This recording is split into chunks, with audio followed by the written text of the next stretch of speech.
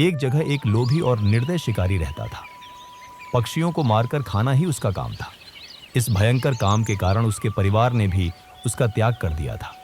तब से वह अकेला ही हाथ में जाल और लाठी लेकर जंगलों में पक्षियों के शिकार के लिए घूमा करता था। एक दिन उसके जाल में एक कबूतरी फंस गई। उसे लेकर जब वह अपनी कुटिया की ओर चला तो आकाश बादलों से घिर गया और मूसलधार वर्षा होने लगी। सर्दी से ठिठुर कर शिकारी आश्रय की खोज करने लगा। थोड़ी दूरी पर एक पीपल का वृक्ष था। उसके खोल में घुसते हुए उसने कहा, यहां जो भी रहता है मैं उसकी शरण में आता हूं। इस समय जो मेरी सहायता करेगा मैं उसका जन्म भर आड़नी रहूंगा। उस खोल में वही कबूतर रहता था जिसकी पत्नी को शिकारी ने जाल में फंसाया था। कबूतर उस समय अपनी पत्नी के वियोग से दुखी होकर विलाप कर रहा था। पति का यह प्रेम देखकर कबूतरी का मन आनंद से नाच उठा। उसने मन ही मन सोचा, मेरे धन्य भाग्य हैं जो ऐसा प्रेमी पति मिला है। पति का प्रेम ही पत्नी का जीवन है। पति की प्रसन्नता से ही स्त्री जीवन सफल होता है। मेरा जीवन सफल हुआ। यह विचार कर वह पति से बोली, पतिदेव, मैं तुम्हारे सामने हूं। इस शिकारी ने मुझे बांध लिया है। यह मेरे पुराने कर्मों का फल है। हम अपने कर्म फल से ही दुख भोगते हैं।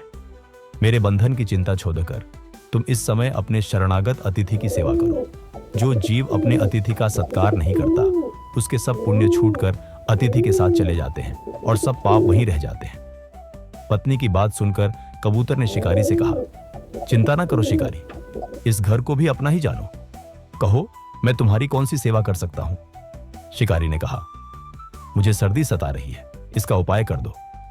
कबूतर ने लकड़ियां इकट्ठी करके जला दी और कहा, तुम आग सेक कर सर्दी दूर कर लो। कबूतर को अब अतिथि सेवा के लिए भोजन की चिंता हुई, किंतु उसके घोंसले में तो अनाज का एक दाना भी नहीं था। बहुत सोचने के बाद उसने अपने शरीर से ही शिकारी की भूख मिटाने का विचार किया। यह सोचकर वह महात्मा कबूतर स्वयं जलती आग में कूद पड़ा था। अपने शरीर का बलिदान करके उसने शिकारी की भूख शांत करने का प्रण पूरा किया। शिकारी ने जब कबूतर का यह अद्भुत बलिदान देखा तो आश्चर्य में डूब गया और शिकारी की आत्मा उसे धिक्कारने लगी। उसी क्षण उसने कबूतरी को जाल से निकालकर मुक्त कर दिया और पक्षियों को फंसाने के जाल व अन्य उपकरणों को तोड़ फोड़ कर फेंक दिया। कबूतरी अपने पति को आग में जलता देखकर रोने लगी। उसने सोचा, मेरे पति के बिना अब मेरे जीवन का मतलब ही क्या है? मेरा संसार उजड़ गया, अब किसके लिए जीऊं? यह सोचकर वह कबूतरी भी पतिव्रत धर्म का पालन करते हुए आग में कूद दपक दी। इन दोनों के बलिदान पर आकाश से पुष्प वर्षा हुई।